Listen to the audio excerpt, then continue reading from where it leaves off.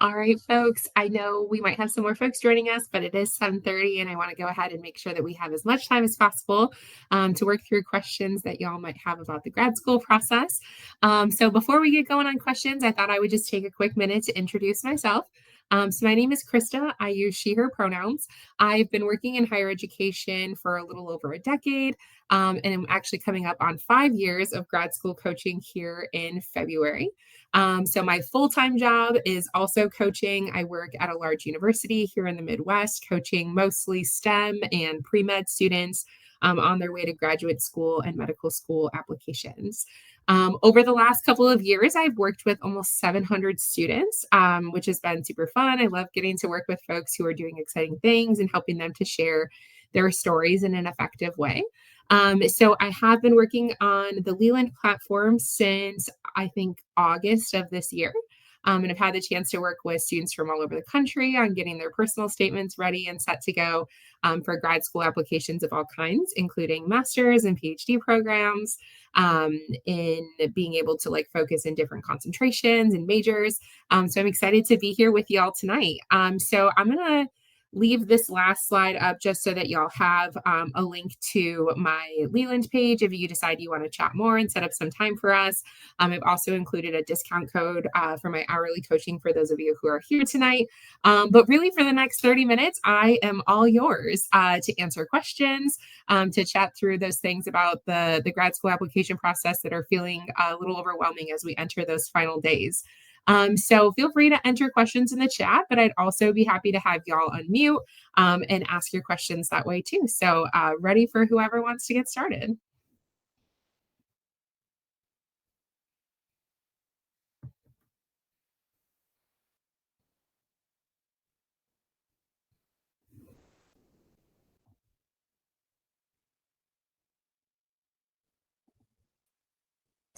Hi, Krysta. Can you hear me?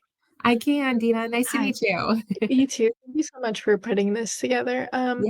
I have a question regarding I'm applying to PhD schools this application cycle for biomedical engineering, and I'm curious what your thoughts are on how to organize the fit paragraph, like the last paragraph of a personal or a statement of purpose of like Mhm.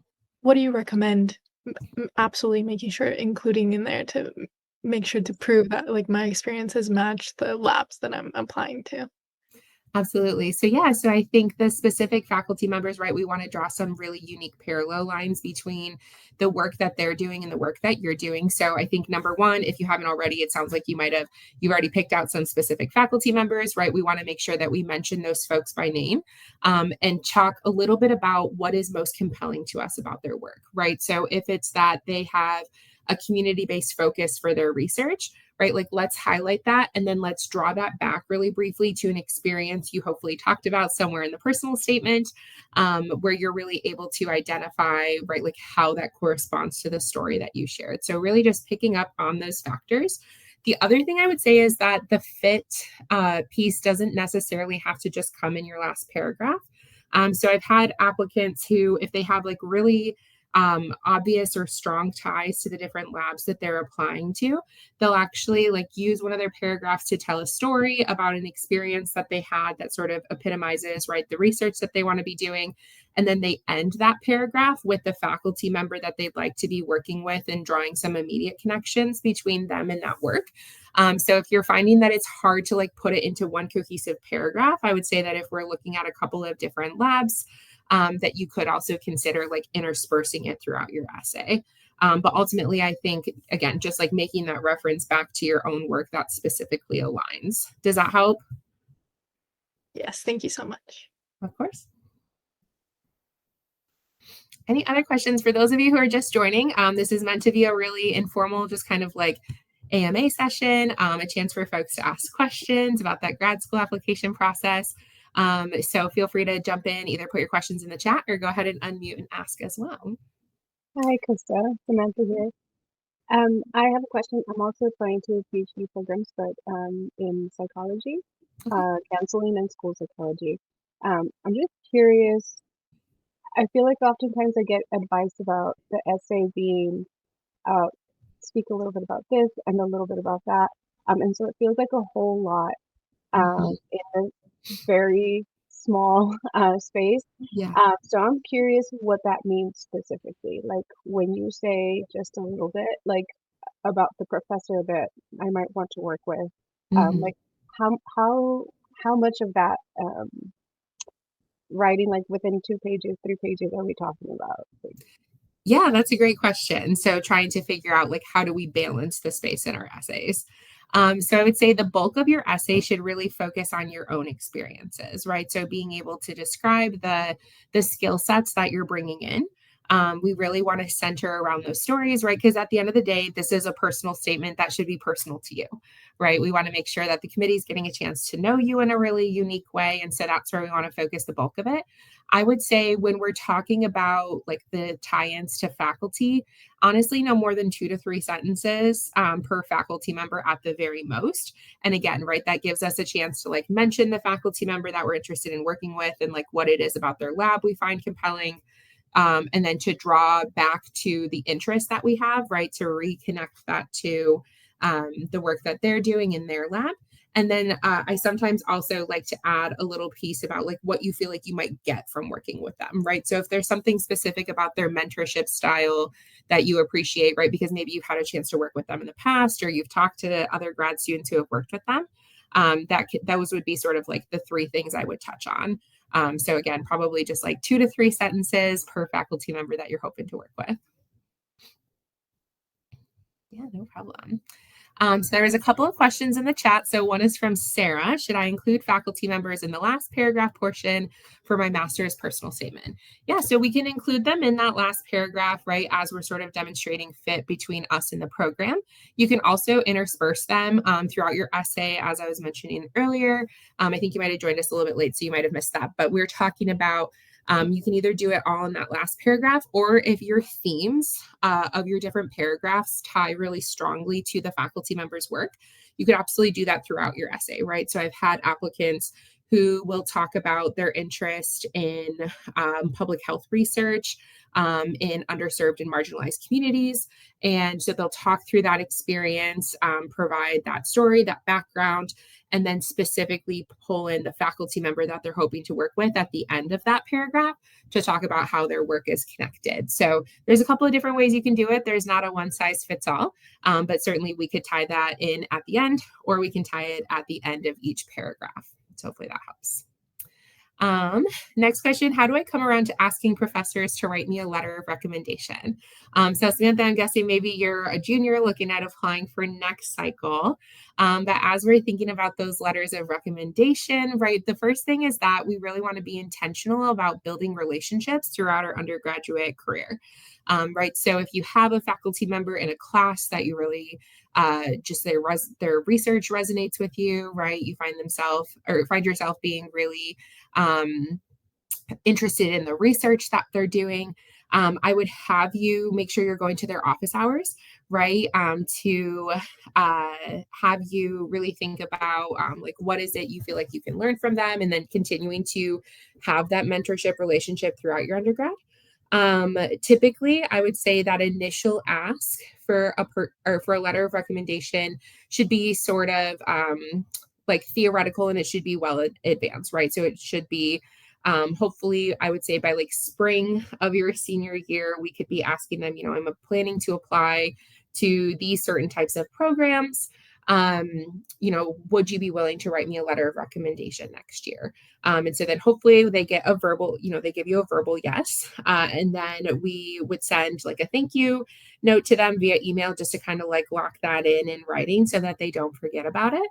And then once the fall semester comes around and we started to prepare your materials, right? Once we've got a draft of your personal statement, once your resume is cleaned up, that's when we would go ahead and ask them, like, hey, you mentioned that you would write me a letter of recommendation.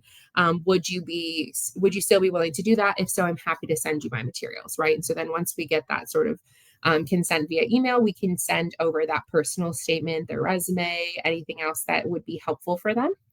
One of the other things that I have folks consider when we're talking about letters of recommendation is actually also giving your letter writers an idea of what you want them to touch on in their letter, right? So, as somebody who writes a lot of letters for students, I always really love when they give me a little bit of direction, right? Because I maybe haven't seen all of your application. And so I want to make sure that we like are touching on the areas that you most want us to touch on, right? Touching on the skill sets. So it's okay for you to say to them, like I defer to your professional expertise, but here are some areas where I really felt like I grew during your time with you or during my time with you. And these are things that I would love for you to hit on in those letters of recommendation. So just something to keep in mind. So I would say, making sure that we're building those mentorship relationships early and often, asking verbally first, preferably well ahead of time, and then reminding them again in the fall with that email, sending over your materials, things like that. Awesome. Okay. So how about if I'm applying for a master's program at a different college than where I got my bachelor's degree? I got my degree 3 years ago. Okay. So yeah, so that's a little bit of a different question, right? It can be hard to get those faculty relationships if we've since graduated. And so I would say if there were faculty members maybe that you were connected with during your time there, feel free to unmute too, and we can kind of like talk through it a little bit. Certainly it's always tougher when you've already graduated, right? Because it's been a little bit. But hopefully if there were folks who could speak to your academic aptitude in the classroom, like that's what we're most looking for from a faculty letter. And then I would take into consideration too, right? Like who are the other folks who could write you letters, right? Are there jobs you've had since undergrad that you can rely on maybe a supervisor to write you a letter? Or have you been volunteering, right? Could your volunteer manager write you a letter?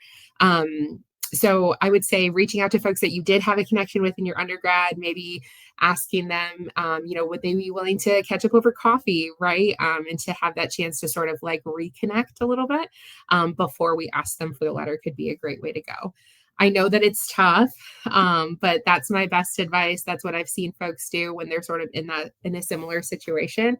It's just kind of about like rekindling, for lack of a better phrase, that connection that you had with them during your undergrad, getting to let them know you a little bit more now as an applicant. If I could chime in on that, that's my Yeah. experience actually. This is my Awesome. second round doing applications.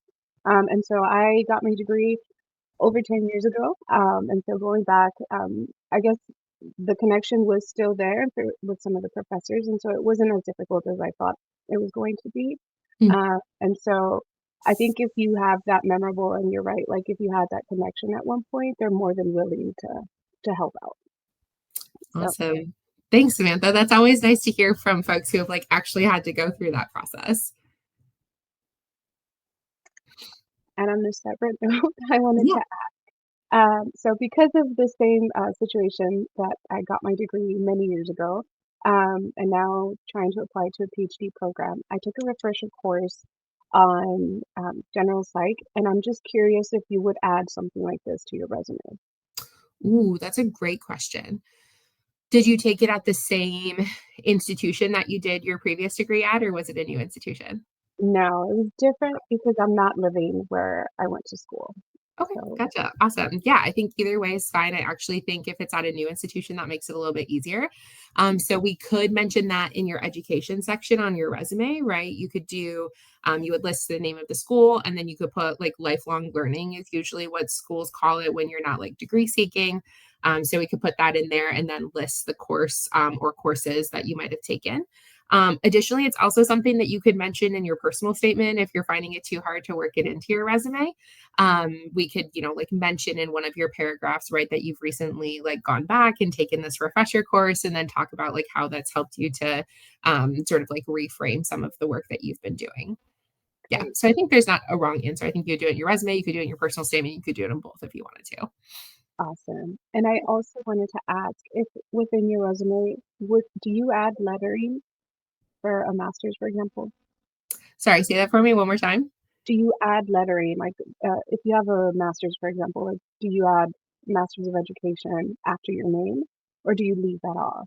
Okay, yeah. So this is really like a personal preference, I would say. So I don't usually list like MA after my name on my resume, just because they're going to be able to see like on your resume too, right? Like where the different programs that you are.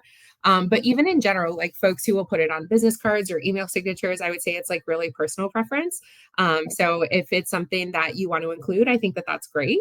I would say sometimes it depends on like your field too, right? So I work in the higher ed space, and most folks who are working in the higher ed space do have a master's degree, and so I think it's for better or for worse something that's like taken for granted maybe. But I would say you don't necessarily have to include it, especially if it's already going to be in your education section. Thank you. Yeah.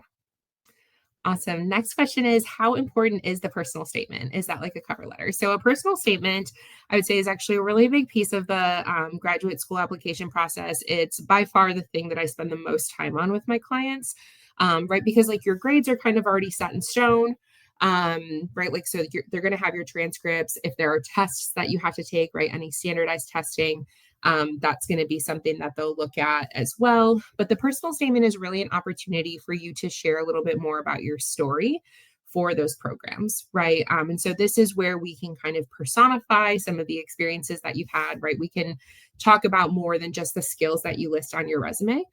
So we can share a little bit more about maybe like the patient experience you've had since your undergrad in kin, right? So I think, Sarah, yeah, you were saying that you're looking at nursing programs. So for a personal statement in nursing, right, like we really want to highlight the patient care experience that we've gained, and then really talk about like how we would bring those skill sets into this new program, into this work as a nurse, and really helping to draw connections between ourselves and the profession, as well as between ourselves and the program, right? So showing that values alignment, being able to demonstrate through story, like some of the things that we've accomplished, and the skill sets that we'd be bringing in. So it's a really important piece of the process. It's a little bit more than a cover letter, but that's something that I would say most of the coaches here on Leland do the bulk of the time. And so certainly you could book with a coach and we can start working on that personal statement whenever you're ready. The thing I would say is if you are applying for next cycle, I might have you wait until next summer to start writing it, just because we always want your application to be reflective of the applicant you are at the time. So especially if you're working in a healthcare space right now, right, like you've got another, gosh, 9 months to get experience before we even start your grad school application. And so I would be happy to work with you on it when we get to that point, if that's something that you'd like to do.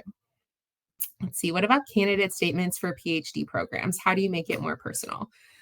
So this is so tricky because PhD programs have a variety of different prompts. Typically, from what I've seen, it really kind of depends on the school you're applying to, the type of program you're applying to. And so they'll have a couple of different pieces.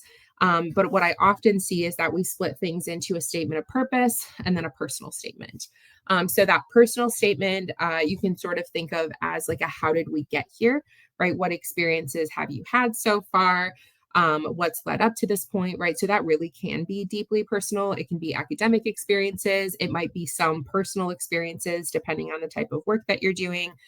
Especially for folks who are in the healthcare space, I see a lot of like personal stories that come through in personal statements, but we always want to draw them back to like how that's informed your healthcare philosophy. So then we also have our statements of purpose. And so that I think is a little bit more along like that's the lines of like candidate statements where we're talking about maybe our academic or research interests a little bit more. I think those are also an opportunity to share the experiences you've had so far in that way, which all of that to say, it's a good opportunity for you to talk about the research, to align with the program, and to demonstrate your unique point of view when it comes to that research, right? So especially if you're coming in as like a first generation American student, right? Like you might have a really different lens on language development studies for families, right, than somebody who grew up here in the States. So being able to add sort of that personal touch to it, right? Talking about the unique lens that you bring, talking about the way that you've approached the work can be a way to sort of like make it more personal and differentiate it. But yeah, I would say the hardest part about PhD applications is that they often do have like slightly different prompts for each school or like a different collection of essays. I've seen a lot of schools this year that have like quantitative essays that they ask applicants to write to talk about their quantitative skills and research. So all of that to say, there's always a way to make it personal. But if you have specific questions about how to tailor a specific essay, I would say like sitting down with a coach to work through that can be super helpful. Awesome. It looks like we still have folks who are popping on. So again, we're just here for the next 10-ish minutes or so just to answer any questions that you might have about the grad school application process. So please feel free to jump on in. The chat is open. You can unmute yourself and go ahead and ask a question. I've included a link to my page and a discount code here on the screen. So feel free to grab those while you're here. But yeah, ready for the next question whenever y'all are ready.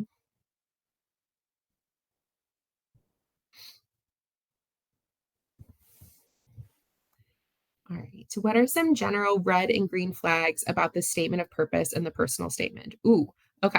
So we'll start with the red flags. So I would say red flags are anytime that like we're super cliche or really general, right? And so typically what I see as the biggest cliche whenever I get my hands on a personal statement initially is somebody who will share, I really like insert topic area, right? Science, technology, psychology, right? Like whatever that topic area is.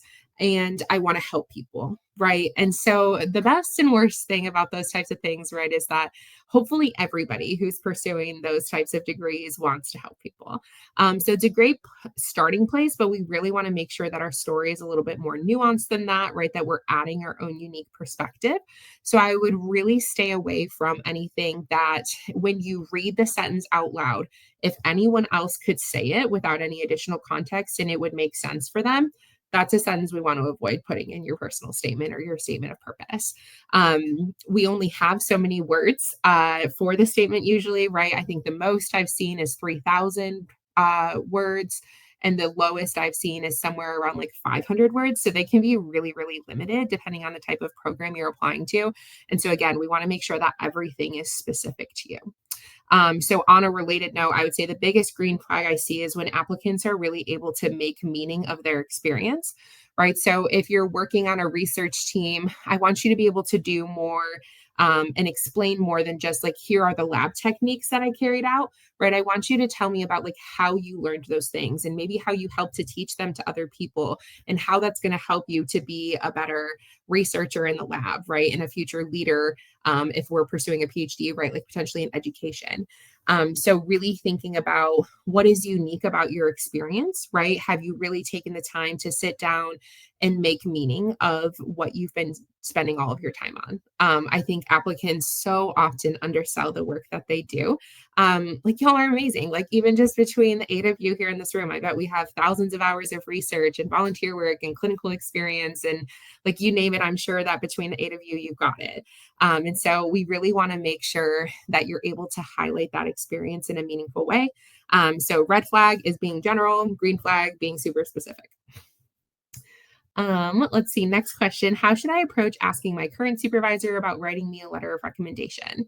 Yeah, so I would say if y'all have maybe like one-on-ones, maybe like once a month, hopefully, that could be a great time to ask them about it. I would sort of start by highlighting the things that you've really appreciated about their mentorship or leadership or about the position you're in general. Talk about like the way that it's really helped you to grow and say, you know, I've been really appreciative of the leadership you've provided. I feel like I've really had to grow, really had the chance to grow my skills in clinical work and like understanding what it means to be part of a healthcare team. I'm getting ready to apply to these types of master's programs. Would you be willing to write me a letter of recommendation? So sort of the same we would for some of those faculty members, right? Making sure that that is relationship is there, which with your supervisor kind of has to be, right? So it's nice that it's a little bit built in. But using your experience with them so far, right? Sort of naming what it is you appreciate about the work environment and about their leadership style, and then using that to segue into you taking your next steps professionally. Great questions. Yeah, you got it, Sarah. What do you do if your GPA isn't that great when applying for a master's? Yeah, it's been a rough couple of years, y'all. And so I think we've all had experiences, right, that have impacted us in ways that have meant that are, the way that we perform at work or in school is maybe not like actually reflective of what we're capable of. And so, especially as we're applying for master's programs, what I would encourage you to do is to address that in your personal statement. Right, maybe it's the result of a couple of really tough semesters, right? Maybe there were things you're struggling with your mental health, or maybe there were some things going on with your family. Or really, I mean, y'all went through undergrad for the most part, probably like at least somewhere along the line of the pandemic, which is really stressful. And I think even for those of you who are working professionally, right, certainly I know I wasn't as productive in 2020 as I was in other years of my life. And so really taking the time to address that in your personal statement can be a great way to go about it, right? Just sort of kind of naming what the situation was, talking about maybe what you struggled with, and then ultimately highlighting, right, like how you've grown since then, how you've continued to overcome challenges since that setback, what will make you a stronger student in the future. So again, using that power of story that we get through the personal statement to kind of share a little bit more context around that can be really helpful. The other thing I'll say is just because we're asking you to address that difficult time doesn't mean you need to exploit your trauma to get into medical school or to get into a graduate program. I want you to keep in mind, right, that you only have to share as much as you're comfortable sharing, that you shouldn't share anything that you wouldn't be comfortable elaborating on in an interview, because there's a pretty good chance that if it's in your statement, they're also going to ask about it in the interview.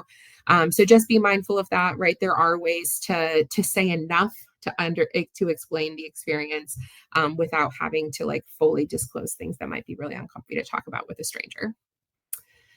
What would you recommend including in an SOP that doesn't include any prompts? Great question. So if it's just an SOP and they don't have a separate SOP and personal statement, what I would say is we're hoping to outline like the major skill sets that you would embody when coming into this program, right?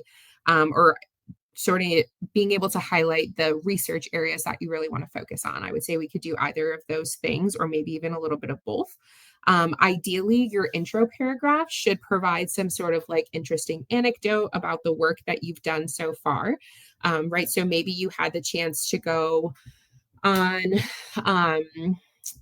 let's say like a public health education trip, right? And you're able to highlight the ways in which you worked with the local community that ultimately tie into your main themes of wanting to improve health literacy, wanting to approach public health work from a diversity, equity, and inclusion lens, right? Really thinking about what are those values you want to pull forward. So then each of your next body paragraphs would touch on those themes that you sort of introduce in your intro.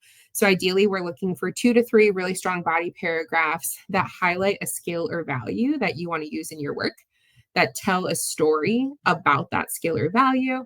And then we want to tie it back to how we would use that skill or value within the program or within the context of the profession, which is again why it can be helpful to draw in those faculty connections at the end of each of our body paragraphs.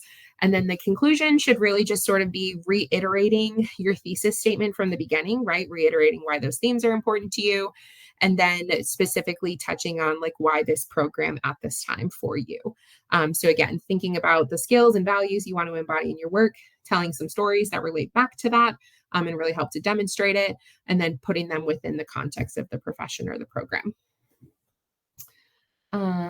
Let's see. So we talked about the SOP.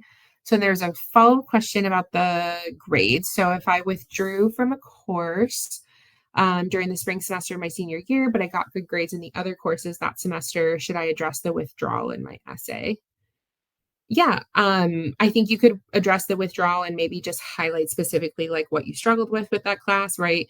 Maybe like we all have content areas that we're not great at, right? Or that are just not things that we enjoy as much as others, right? Which means that our grades might not always show up the same way across different subjects. So I think just addressing why you withdrew from the course, sort of explaining then like how you went on to improve your skill set in a different area could be helpful. Okay. I think I skipped a question here. So how should we structure our personal statement and how should we project our research experience? Like, should we provide more detailed experience of our work or should we just explain our work and talk about how we handled those situations? So we really want to tell those stories, right? So I do think like we want that detailed experience, but I don't want it to be a regurgitation or reiteration of your resume, right? So your resume is going to list out those technical skills that you completed as part of a project, as part of a lab group, in a clinical space, in a work environment, right? Here, I really want you to tell me a story behind those skill sets, right? So the difference would be that instead of listing out maybe the specific lab procedures you completed. I work with a lot of students who work in research. So this is always like the first topic that's on my brain. So if it's no longer like specific lab procedures, but instead it's talking about maybe like how your research team worked through a problem and what lab strategies and teamwork strategies you use to work through that.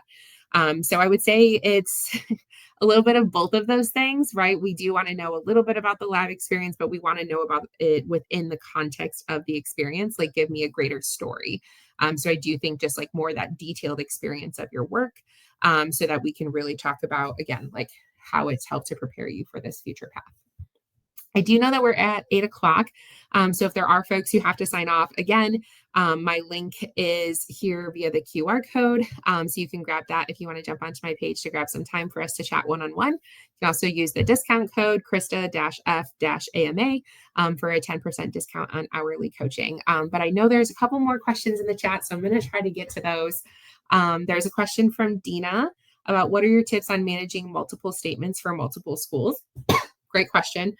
So typically when I work with applicants, what I recommend is that we pick the program at the beginning that you're most excited about, right? That helps to generate some enthusiasm around what can otherwise sometimes be a really daunting process. And so I have folks pick out the one or two schools that they're most excited to apply to. And so we start to develop their statements from there. The nice thing about graduate school statements is that while the prompts aren't exactly the same, they're often asking you to touch on really similar themes. And so once we have one statement of purpose or one personal statement done, we can usually adapt that to different programs, right? We can take that essay and kind of pick and choose, okay, do we need to reframe this a little bit? How can we tie in the values of this program versus the other program? So I would say starting with one or two schools that you're really, really excited about, and using those to develop a baseline to be able to adapt the rest of your essays. That being said, the other thing that I always encourage folks to do is to create like a spreadsheet of all of your programs. It's probably something a lot of you have thought of already. But typically in there, we want to list out the school. We want to list any like contact that we've made there, right? If there's a specific like program chair that we've chatted with, or a professor that we're talking to about their lab, like listing their contact information, writing down what the essay requirements are in that Excel sheet so that we have those all in one place and can kind of look at them, and then having like a progress column for like how far you've gotten on that application so far. So I think it's for the statement itself, it's starting in on one school and then planning to adapt. And then for organization, I can't recommend enough just like having a spreadsheet where you keep track of everything. Okay, so then question from Lorena. I was really busy with research that semester, so I just didn't have the time to do the work for all of my classes and dropped the class that didn't count towards any graduation requirements. How can I address this in a positive light? Yeah, so I would mention that you withdrew from the class to focus on different areas, right? And then we can use that to lead into the way that you talk about your research. I think the other thing that we could highlight in your personal statement, right, is maybe how you've learned to prioritize since then, right? I know that especially in college, there were just so many things I wanted to do that it was hard to say no to things. And so I think as we grow and as we learn, we find that there are things that we have to say no to so that we can say yes to the things that we're really excited about. So that's probably how I would have you frame it in your essay, is talking about how, that truthfully, maybe you bit off a little bit more than you can chew. We've all been there. I've definitely been that girl. So just like kind of admitting that and then talking about how you've grown from there, and then launching into like where you were really able to focus on your research project and how that's helped you to advance your goals. Awesome. Samantha said, I love that because I've been stressed about all the personal statements I have to write. There's so many. I totally get it. So yes, pick the one you're most excited about and then work from there. Awesome. So many great thank you messages in the chat. Thank you all for being here. I do want to be respectful of your time. I'll hang out for another couple minutes, but it was great to chat with all of you, and I look forward to hopefully continuing to chat with some of you outside of the event. So have a great rest of your night.